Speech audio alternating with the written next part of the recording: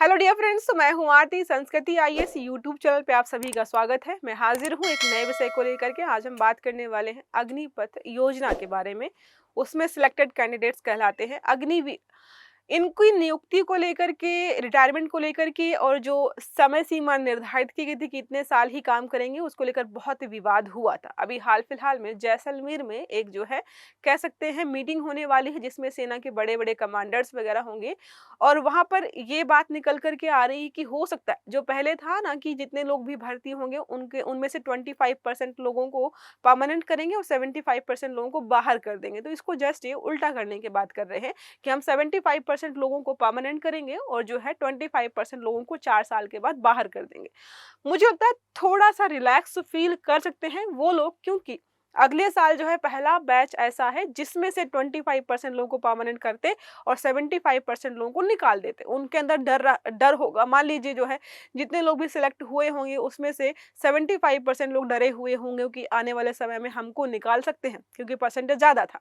लेकिन यहाँ पर इंपॉर्टेंट चीज़ यही है कि जैसे रोजगार को लेकर के बहुत विवाद होता है वैसे भी भारत में अब जिन लोगों को मिल रहा था वो फिर भी सिक्योर नहीं फील कर रहे, जबकि हमें पता है सरकारी नौकरी को लेकर के मन में ये रहता है कि एटलीस्ट हम जो है अब हमारा जो है जीवन सेटल हो जाएगा। क्या लिखा है, भारतीय सेना की आर्मी कमांडर्स कॉन्फ्रेंस जो है सॉरी अक्टूबर में जैसलमेर में होने वाली है। कह सकते हैं कि जो ऑपरेशन सिंदूर हमने किया था उसके बाद अगर सबसे बड़ी मीटिंग किसी इस प्रकार की जिसमें बड़े बड़े जो है सेना कमांडर्स वगैरह आ रहे हैं, तो ये पहली है। यहाँ पर जो है 4 साल की सेवा पूरी करने के बाद जो है 75% लोगों को परमानेंट करने की बात जो है हो सकती है और होनी भी चाहिए, क्योंकि काफी लंबे समय से जो है इस पर विचार विमर्श किया जा रहा है। क्लास को आगे बढ़ाएंगे, पहले बात करते हैं संस्कृति आईएएस आपके लिए एक इंग्लिश मीडियम का बैच लेकर के आया है। एक क्या दो बैच है, यूपीपीसीएस के लिए भी है, यूपीएससी के लिए, दोनों के लिए अलग अलग है। जो लोग भी स्टार्टिंग में 100 स्टूडेंट्स में आएंगे, एडमिशन लेंगे, उनको फीस में बहुत बड़ा डिस्काउंट मिलेगा और मात्र 25,000 में ये बैच मिल जाएगा। 30 अक्टूबर से बैच स्टार्ट होने वाला है। अगर बात करते हैं तो क्या है, सेपरेट दोनों के बैच है।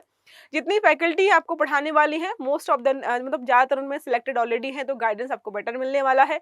15 से 16 महीने में सारा सिलेबस कवर करा दिया जाएगा। आपका जीएस का पेपर नंबर 1, 2, 3, 4 कवर कराएंगे, साथ में आपका यूपीपीसीएस का पेपर नंबर 5 और 6 भी कवर कराया जाएगा। नंबर है 9555124124। आप उस पर कॉल करके सारी जानकारी ले सकते हैं या फिर आप विजिट कर सकते हैं sanskritIAS.com की वेबसाइट पर। आते हैं टॉपिक पर वापस। हम बात कर रहे हैं अग्निपथ योजना के बारे में, ठीक है। तो 2022 में लागू की गई थी। हमें पता है जो लोग सिलेक्ट होंगे 4 वर्ष के बाद 25% परमानेंट, 75% बाहर, उसको लेकर के बहुत इशू हुआ था। उन्हें जो है 11.71 लाख की जो है सेवा निधि पैकेज भी दी जाती है, पर स्थायी पेंशन या जो है ग्रेचुटी नहीं मिलती थी। इसी को लेकर के बहुत इशू हो रहा था। अब बदलाव हमने बात कर ली है कि जस्ट अपोजिट कर देंगे, 75% परमानेंट होंगे, 25% लोगों को जो है सिविल सेक्टर में मतलब नॉर्मल होकर के लौटना पड़ेगा, अपने रोजगार का फिर से जो है तलाश करनी पड़ेगी। यही इशू था। अब ऐतिहासिक पृष्ठभूमि और विवाद हमने ऑलरेडी देखा है कि युवाओं ने अस्थायी नौकरी, पेंशन ना मिलने और 4 साल बाद बेरोजगारी के खतरे पर चिंता जताई थी। कई लोगों ने यह भी बोला था कि आप इतने लोगों को इतनी कड़ी जो है ट्रेनिंग देंगे, माइंडसेट जो है बिल्कुल आर्मी ऑफिसर जैसा हो जाएगा, सैनिकों जैसा हो जाएगा, क्या ये लोग जो है आम जनता के साथ जो है एडजस्ट कर पाएंगे इतनी सारी चीजों को सीखने के बाद। ये भी इशू उठाया गया था उस समय। जो है कॉन्ट्रैक्ट सोल्जर स्कीम, इसको कहा था बहुत सारे लोगों ने कि ये तो कॉन्ट्रैक्ट पर जो है सोल्जर्स रख रहे हैं।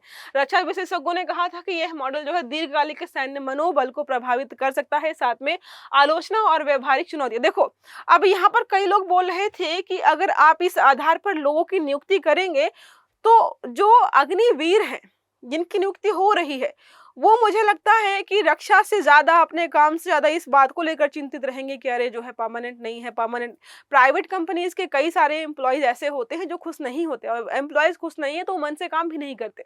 ये समस्या उठाई गई थी उस समय। अब सेना कमांडर्स कॉन्फ्रेंस ये क्या होता है, यहाँ पर फोकस क्या क्या होने वाला, जो है अग्निपथ या अग्निवीर जो भी कह सकते हैं आप, नीति में संशोधन के बारे में बात की जाएगी। बाकी हमारी जो तीनों सेनाएं हैं उनका इंटीग्रेशन होना चाहिए बेहतर तरीके से, कि समावेशन अच्छे से हो तो अच्छे से काम करेंगे। पूर्व सैनिकों की विशेषज्ञता का बेहतर उपयोग हम कर पाएं, इस पर बात होने वाली है। कर्मचारियों के कल्याण पुनर्वास नीतियों के बारे में बात होगी। ऑपरेशन सिंदूर के बाद जो है सामरिक तैयारी की समीक्षा की, कभी अचानक से कहीं हमला हो जाए तो हमें कैसे तैयार रहना है, इन सब के बारे में यहाँ पर जो है बात होने वाली है। ओके, अब रणनीतिक पृष्ठभूमि ऑपरेशन सिंदूर के बाद, ये हमने ऑलरेडी देख लिया है कि ऑपरेशन सिंदूर के बाद अभी तक कितनी बड़ी कोई मीटिंग हुई नहीं थी। लगातार जो है लोग प्रश्न पूछ रहे थे कि क्या हुआ है, कैसे हुआ है और जो है कितना नुकसान हुआ, ये सब जो पूछा गया था जवाब कई लोगों को अभी भी मिले नहीं है। तो आकस्मिक मिशनों में हमें त्वरित कार्रवाई कैसे करनी है, इसको लेकर जो है योजना बनाई जाएगी। हथियारों की मरम्मत और तैनाती की प्रक्रिया कितनी अच्छी होनी चाहिए और कैसे कर सकते हैं, इसको भी हम यहाँ पर बात करेंगे। संसाधनों का संयुक्त उपयोग कैसे करना है, ये सारा जो है इसमें जो है तरीके से टॉपिक्स रखे गए हैं जिस पर इस मीटिंग में बात की जाएगी। लेकिन हमारे लिए मोस्ट इंपॉर्टेंट क्या था कि अग्निपथ योजना में अग्निवीरों को क्या लाभ होने वाला है या नहीं होने वाला है। अब भविष्य की यही है कि देश में 3 संयुक्त सैन्य स्टेशन बनाए जाएंगे, जिसको जो है ट्राई सर्विस जॉइंट कमांड स्थापित होंगे, तो वो सारी एक की जगह आपको मिल जाएंगी। साथ ही तीनों सेनाओं की शैक्षणिक शाखाओं का विलय किया जाएगा ताकि प्रशिक्षण और रणनीति में एक रूपता आए। इसको लेकर जो है यहाँ पर कई लंबे समय से बात हो रही थी कि ऐसा ना हो कि कहीं पर जो है अगर जो है नेवल सेना की जरूरत है और वहां पर वो नहीं है, दूसरी सेना है हमारी, तो ऐसा ना हो कि वो जो है मदद ना कर पाए। तो हमारे पास ऐसे लोग होने चाहिए जो कि तीनों सेनाओं में जो है कभी भी काम करने के लिए तैयार रहें। अब बात करते हैं संभावित प्रभाव क्या होंगे, तो हमें पता है युवाओं के लिए स्थिर करियर की उम्मीद तो है, लेकिन फिर भी 25% जो वो लोग बाहर होंगे वो फिर भी जो है डरे हुए रहेंगे, ये हम सबको पता है। सेना के प्रशिक्षण और अनुभव के जो है अनुभवी मानबल के बारे में, तो 4 साल की ट्रेनिंग के बाद जवानों की कौशल क्षमता जो है अधिकतम होने वाली है। 75% को बनाए रखने से लॉजिस्टिक्स व प्रशिक्षण लागत की भरपाई भी संभव हो पाएगी। यहाँ पर देखो कई लोग बोल रहे थे कि आप जो है 4 साल के लिए ले रहे हैं, इनको पहले ट्रेनिंग कराएंगे, फिर 4 साल रखेंगे, 75% बाहर, फिर अगले साल फिर से लेकर के आएंगे, फिर उनकी ट्रेनिंग कराएंगे, फिर 75 बाहर।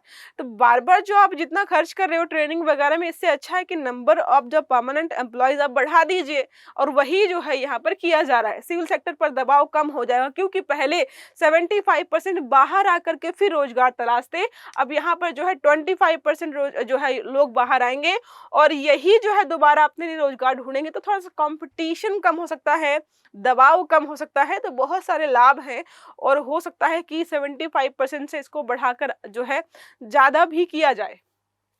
अब एक प्रश्न हमारा इसी आर्टिकल संबंधित है, अग्निवीर जो है, अग्निपथ कह सकते हो, कई लोग जो है इसको अग्निवीर योजना भी कहते हैं। तो अग्निपथ योजना जो है कि हाल में जो है प्रस्तावित प्रमुख बदलाव क्या है। पहला है सेवा अवधि 4 से बढ़ा करके 10 वर्ष करना, बी है, ये भी कर सकते हैं। अच्छा जो है सुझाव यहाँ पर है कि अगर आप जो है ज्यादा लोगों को निकाल ही रहे हो तो कम से कम कुछ और जो है लंबे समय तक रखोगे। लेकिन विवाद ये हो सकता है कि किसी व्यक्ति को 17.5 साल में आपने अपॉइंट किया था, 4 साल बाद बाहर करिए तो चलो ठीक है, उस समय तो ढूंढ भी लेगा।